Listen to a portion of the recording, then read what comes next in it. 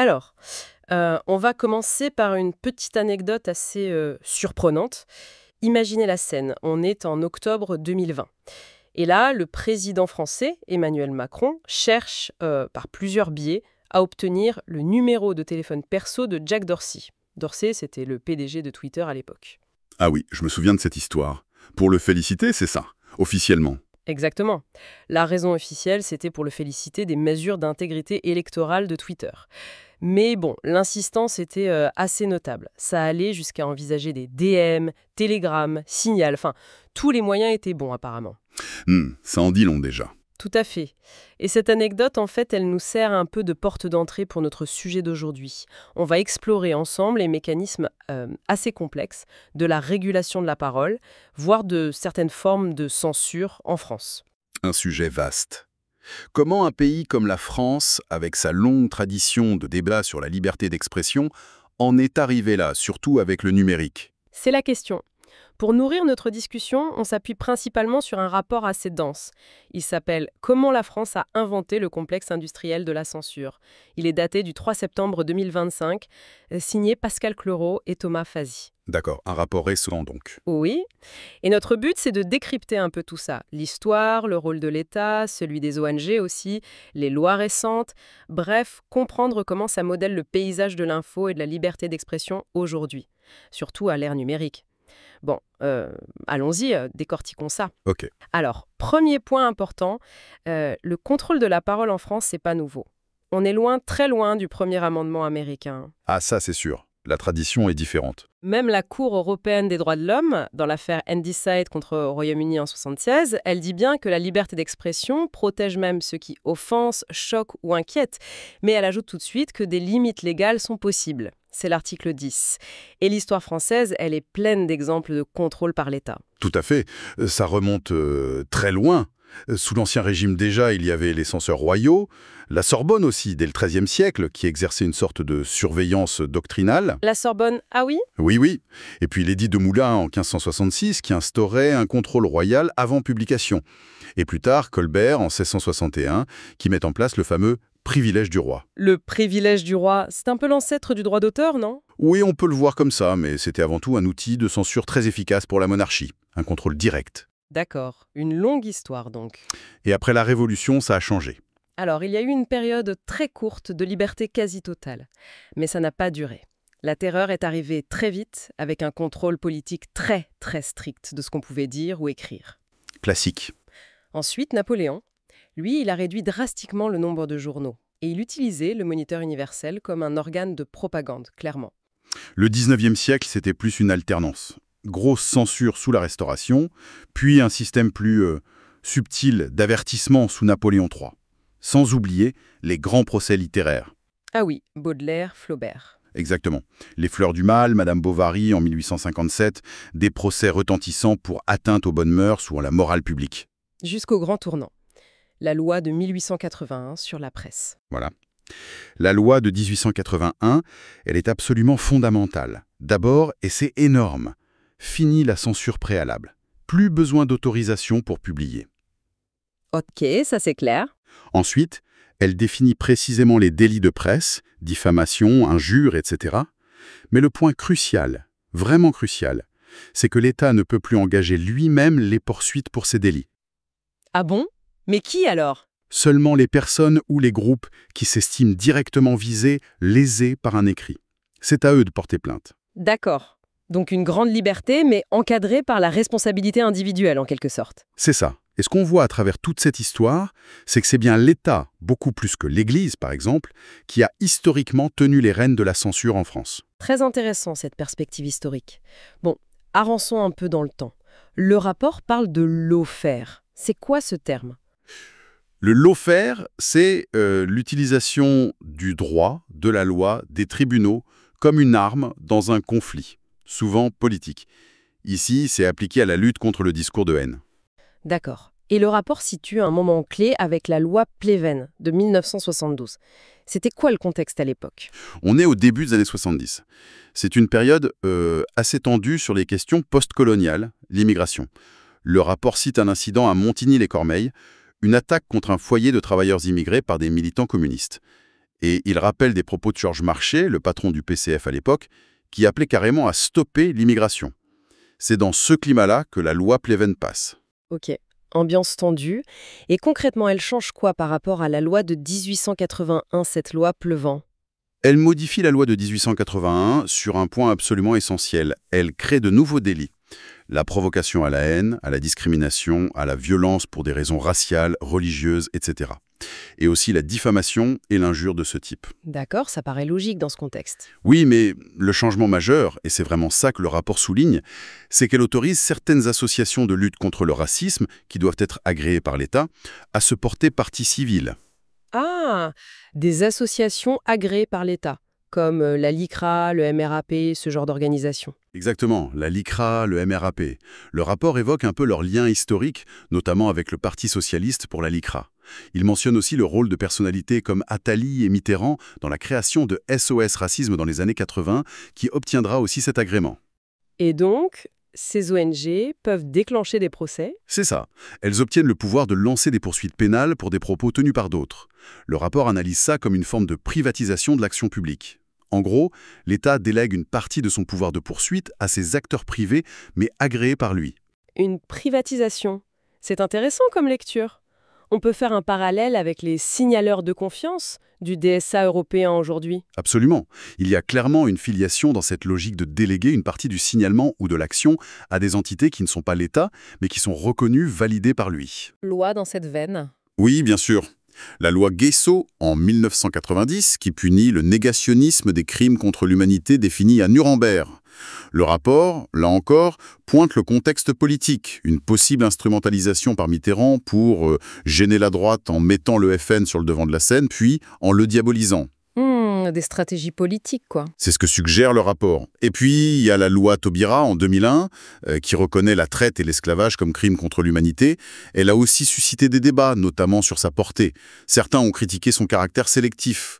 Le rapport rappelle une phrase de Christiane Taubira elle-même où elle expliquait pourquoi il ne fallait pas trop insister sur la traite arabo-musulmane. D'accord, donc on voit bien ce mécanisme de lawfare qui se met en place via les lois et le rôle donné aux ONG. Mais le rapport parle aussi d'une emprise plus directe de l'État. Et là, ça devient vraiment intéressant. Ah oui, et ça non plus, ce n'est pas nouveau. Le rapport rappelle que les RG, les renseignements généraux, puis la DGSI, leur successeur, avaient l'habitude de recevoir les épreuves des journaux avant même qu'ils sortent en kiosque. Une sorte de contrôle a priori informel. Carrément. Et puis il y a eu des affaires plus connues, comme les micros du Canard enchaîné en 73. Tout à fait. L'affaire des micros, c'est emblématique. Ou encore, sous Mitterrand, dans les années 80, le scandale des écoutes illégaux de l'Élysée. Ça visait plein de monde, journalistes, politiques, avocats. Et aujourd'hui, cette surveillance, elle existe encore? Selon le rapport, oui, elle a pris d'autres formes, notamment via les interceptions de communication pour la sécurité nationale. C'est autorisé par la loi, mené par la DGSI et la DGSE, le renseignement extérieur, et souvent ça se fait sans passer par un juge. En plus de cette surveillance, il y a le poids économique, structurel. Le rapport donne des chiffres. L'audiovisuel public, France TV, Radio France, c'est un budget énorme, genre 4 milliards d'euros. Oui, c'est colossal. Et la presse écrite, elle dépendrait énormément des aides de l'État, parfois plus d'un tiers de leurs revenus, c'est dire. Effectivement, ça crée une dépendance. Sans oublier l'ARCOM, le régulateur des médias. Le rapport mentionne son rôle dans l'étiquetage politique, le contrôle des temps de parole, qui est parfois critiqué comme étant biaisé. Et puis le gros morceau, la concentration des médias privés, quelques milliardaires qui possèdent presque tout. Le rapport cite Arnaud, Niel, Bolloré, Saadé, Kretinsky, Bouygues, Dassault, Pinault. Oui, une poignée de noms qui reviennent sans cesse. Et ce sont souvent des groupes qui ont besoin de l'État pour leurs autres affaires, des contrats publics, des licences. Ça crée forcément des liens. Et comment ce contrôle, cette influence sur les médias classiques, s'est adapté à Internet? La France avait le Minitel, c'est vrai? Oui, le Minitel, c'était très franco-français et très centralisé, déjà une forme de contrôle étatique. Avec Internet, la loi clé, c'est la LCEN de 2004, pour la confiance dans l'économie numérique. Elle transpose une directive européenne sur l'e-commerce qui dit que les hébergeurs ne sont pas responsables a priori des contenus. Mais un mais. Il y a un mais, j'imagine. Oui, il y a un mais, et il est de taille dans la version française. C'est la contrepartie. Les hébergeurs doivent collaborer très vite pour retirer les contenus signalés comme illicites. Et surtout, ils doivent conserver les données d'identification des utilisateurs et les fournir aux autorités sur demande. C'est cette loi qui a permis les retraits administratifs, sans juge? Oui, notamment via la plateforme Pharos, créée en 2009. C'est une plateforme où les citoyens signalent des contenus. Et ces signalements peuvent mener à des demandes de retrait direct de l'administration aux plateformes. Et la pression sur les GAFAM, elle date pas d'hier alors, hein? Non, pas du tout. Le rapport donne un chiffre assez fou. Dès 2012, la France était à l'origine de 62% des demandes mondiales de suppression de contenu reçues par Twitter. 62%, c'est énorme. C'est considérable. Et il n'y avait pas que les demandes de retrait. Le rapport mentionne aussi des contrôles fiscaux, par exemple contre Facebook et Microsoft en 2012. Et puis, il y a le pantouflage, le recrutement d'anciens hauts fonctionnaires. L'exemple de Laurent Soli, qui passe du cabinet de Sarkozy à la tête de Facebook France, c'est assez parlant. Ça facilite les relations, forcément. Et YouTube, qui réduirait la visibilité de contenus légaux, mais indésirables. C'est ce que le rapport affirme, oui. YouTube aurait admis le faire sur demande des autorités. Donc une modération qui va au-delà de la simple illégalité. D'accord. Donc une pression déjà ancienne et multiforme, mais le rapport parle d'une accélération après 2016. Qu'est-ce qui se passe en 2016? 2016, c'est une année charnière, perçue comme un choc par une partie des élites. Il y a le Brexit, l'élection de Trump. Le rapport suggère aussi que les leçons du printemps arabe ont été tirées. Les réseaux sociaux comme outil de mobilisation populaire, ça a fait réfléchir. Et en France, il y a eu les Gilets jaunes un peu plus tard. Exactement, fin 2018. Un mouvement largement auto-organisé en ligne, en dehors des syndicats, des partis. Ça a sans doute aussi joué comme un électrochoc et un accélérateur pour vouloir contrôler davantage l'espace numérique. C'est aussi dans ce contexte qu'arrive l'élection de Macron en 2017. Le rapport mentionne McKinsey, le WEF. Rappelle aussi le contexte judiciaire de l'élection, avec l'affaire Fillon qui a mis en jeu son principal concurrent à droite. Et juste après son élection, là, c'est l'inflation législative sur le numérique. C'est ça, une vraie frénésie législative. On peut les regrouper en trois. D'abord, la loi contre la manipulation de l'information 2018, très axée sur les périodes électorales. La fameuse loi anti-fake news. Voilà. Ensuite, la loi contre la haine en ligne, la loi Avia en 2020. Celle-là, elle a été en grande partie retoquée par le Conseil constitutionnel. Jugée trop dangereuse pour la liberté d'expression. Ah oui, c'est vrai. Puis la loi dite séparatisme en 2021, confortant le respect des principes de la République, qui est aussi un volet numérique.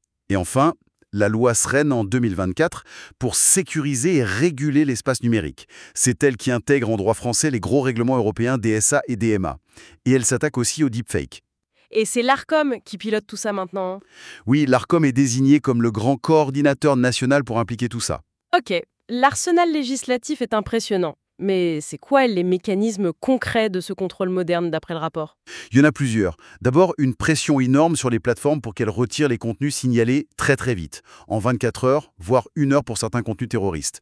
L'objectif caché, selon le rapport, ce serait de les pousser à utiliser des filtres automatiques, de la censure automatisée, qui risque de retirer plus que nécessaire, du surblocage. Pour éviter les amendes, en gros. Voilà. Ensuite, on crée des organismes dédiés. On a parlé de l'ARCOM et de son observatoire de la haine en ligne, mais il y a aussi le PNLH, le Parquet national numérique spécialisé dans la lutte contre la haine en ligne, une structure judiciaire spécifique. Et l'influence étrangère, notamment américaine, elle joue un rôle là-dedans? Le rapport le dit clairement. Il rappelle la réintégration de la France dans le commandement militaire de l'OTAN en 2009, un signe d'alignement. Il insiste aussi sur le rôle de la French American Foundation, ce réseau d'influence transatlantique. La liste des Young Leaders est impressionnante, des deux côtés. Macron, Hollande, Philippe, Attal, mais aussi Clinton, Blinken. Des réseaux d'influence. Oui. Et plus concrètement, le rapport parle de la surveillance des élections françaises de 2022 par des ONG financées par des fondations américaines, Orsa, Reset, German Marshall Fund. Il cite aussi la campagne Hello Kittix, lancée par Glucksmann ou le chercheur David Chavalarias, pour inciter les gens à quitter Twitter X. Le rapport parle aussi d'une agence qui s'appelle Viginium. C'est quoi exactement?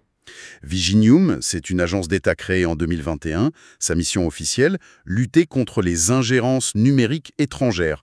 En gros, la désinformation venue de l'étranger. Le rapport dit qu'elle est un peu calquée sur le GSC américain, le Global Engagement Center, qui avait été assez critiqué et que Trump avait démantelé. Et qui dirige Viginium? Des profils très marqués, renseignements militaires, cyberdéfense. Le rapport cite le lieutenant-colonel Marc-Antoine Briand, un expert en contre-insurrection.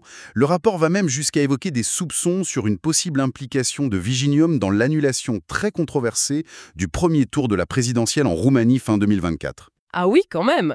Et les fact-checkers dans tout ça, quelle place ils ont? Le rapport est assez critique. Il met en avant des partenariats jugés problématiques, Libération avec Facebook, Le Monde avec la Fondation Gates, pour certaines vérifications. Il cite aussi un sondage du Cevipof qui montre que les Français ont une confiance assez limitée dans ces dispositifs de fact-checking. Et une possible instrumentalisation politique? Oui, le rapport suggère que ça peut arriver. Il donne l'exemple de RSF, Reporters sans frontières, qui a beaucoup ciblé CNews et le groupe Vivendi de Bolloré. Bon, pour rendre tout ça plus concret, le rapport utilise des exemples, notamment les Twitter Files français. Revenons à Macron et d'Orsay. Oui, le rapport fait le lien entre cette tentative de contact et un procès intenté à Twitter par plusieurs ONG, l'USGF, SOS Racisme, SOS Homophobie. Ce procès arrive juste après que Twitter ait dit ralentir sa modération à cause du Covid, et pile au moment où on débattait de la loi Avia au Parlement. Le timing est intéressant. Et elle demandait quoi, ces ONG, dans ce procès? Des choses assez lourdes, plus de transparence sur les moyens de modération en France, des suspensions de comptes plus rapides et systématiques, et même une remise en cause de l'anonymat sur la plateforme. Rien que ça. Oui, il y a eu une négation judiciaire, mais elle a échoué. Les documents internes de Twitter, révélés par les Twitter Files, montrent que Twitter pensait que le procès était surtout politique. Finalement, la justice a obligé Twitter à donner des chiffres précis sur ses équipes de modération en France. Pour le rapport, c'est un cas d'école de l'utilisation de la justice par ces ONG agréées. Le rapport cite aussi l'affaire Miss France 2020, avec April Benayoum visée par des tweets antisémites. Oui, brièvement, comme un autre exemple de cette judiciarisation. Il note l'argumentaire très émotionnel de l'avocat de la plaignante, qui est le fils de Simone Veil. L'affaire s'est réglée par un accord confidentiel. Mais au-delà des ONG, le rapport accuse l'État lui-même d'instrumentaliser la justice. Oui, c'est un des points forts du rapport, et sans doute un des plus sensibles. Il prend l'exemple de Damien Viel, l'ex-DG de Twitter France. Il a été poursuivi au pénal pour ne pas avoir communiqué des données utilisateurs. Sauf que ces données étaient gérées par l'entité irlandaise de Twitter, sur laquelle il n'avait pas de pouvoir direct. Et comment ça s'est terminé? Il a été relaxé en première instance, le parquet a fait appel, ce qui est déjà notable, puis quelques mois plus tard, le parquet s'est désisté de son appel sans explication claire. Un autre cas qui a fait beaucoup de bruit, Pavel Durov, le patron de Telegram. Ah oui, l'arrestation de Durov à Paris en août 2024. Spectaculaire. Et les chefs d'inculpation sont extrêmement graves. Complicité de crimes organisés, blanchissement, pédopornographie, trafic de drogue. La totale. Le rapport analyse ça en mettant en balance plusieurs éléments. D'un côté, Telegram est utilisé par l'exécutif français. De l'autre, Durov refuse catégoriquement d'installer des backdoors, des portes dérobées, pour les autorités. Un bras de fer sur le chiffrement, en gros. C'est ça. Le rapport mentionne même une rencontre supposée entre Durov et le patron de la DGSE, Nicolas Lerner, juste avant son arrestation. Coïncidence. Et le rapport compare son cas à d'autres? Oui, et c'est là que ça devient critique. Il oppose la sévérité contre Durov à l'absence de poursuite, selon lui, contre Xavier Niel Free, dont les serveurs auraient hébergé beaucoup de contenus pédocriminels, selon une étude, ou contre OVH Cloud, l'hébergeur français des serveurs du réseau crypté criminel Encrochat. 2 poids, 2 mesures, suggère le rapport. Et plus récemment, une enquête contre X, l'ex-Twitter. Oui, ouverte par le parquet de Paris en juillet 2025. Les motifs sont variés, atteinte à un système de traitement de données, extraction frauduleuse, ingérence étrangère. Ça fait suite à des plaintes, notamment d'un député macroniste, Éric Botoriel, et d'un fonctionnaire anonyme. Et ça se base sur une analyse d'une ONG, AI Forensics, qui est financée par Open Society et Omidyar. Encore un montage complexe. Le rapport va jusqu'à parler de politisation de la justice. C'est fort. Oui, il pointe du doigt des nominations jugées politiques à des postes clés du parquet. Comme Charlotte Cobel au PNLH, nommée par Macron, il met aussi en parallèle des décisions de justice qui semblent contradictoires. Exemple, la condamnation rapide de Marine Le Pen à l'inéligibilité pour les emplois fictifs européens et la relaxe de François Bayrou, allié de Macron, pour des faits jugés similaires dans l'affaire du Modem. Ce sont les éléments avancés par le rapport pour étayer cette thèse d'une justice sous influence. Bon, si on essaye de résumer tout ça, ce rapport décrit une sorte de continuité historique en France, un contrôle étatique de l'expression qui s'est modernisé, adapté au numérique. Ça passe par beaucoup de lois, par l'utilisation d'ONG comme relais, par la pression judiciaire sur les plateformes et les individus, et une volonté politique claire de réguler l'info en ligne. C'est qu'exactement ça. Le tout influencé par des enjeux politiques français, mais aussi par des dynamiques transatlantiques, si je comprends bien. C'est une bonne synthèse, oui. Et comprendre cette architecture, ces rouages décrits dans le rapport, ça semble vraiment crucial pour tout le monde qui essaie de s'informer de manière critique aujourd'hui. Ce qu'on voit, c'est une tension très forte. D'un côté, les structures de pouvoir, l'État, certaines organisations, qui essayent de garder un contrôle centralisé sur ce qui se dit, et de l'autre, la nature même des technologies numériques qui poussent plutôt vers la décentralisation, l'échange direct, et qui évolue sans cesse. Cette tension est palpable. Et ça nous amène peut-être à une dernière question, un peu en écho à la conclusion du rapport.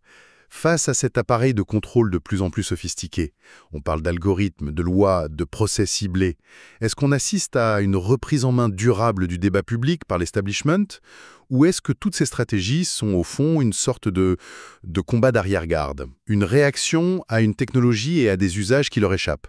C'est-à-dire, est-ce que le chiffrement, les médias alternatifs, l'adaptation des gens ne vont pas rendre tout ça obsolète à terme? Exactement. Est-ce que ces stratégies de contrôle peuvent vraiment gagner à long terme, ou est-ce que l'innovation technologique et sociale aura toujours une longueur d'avance? C'est un peu la course entre le gendarme et le voleur, version numérique. Et l'issue est loin d'être écrite. Une question qui laisse matière à réflexion. Merci pour cet éclairage. Merci à vous.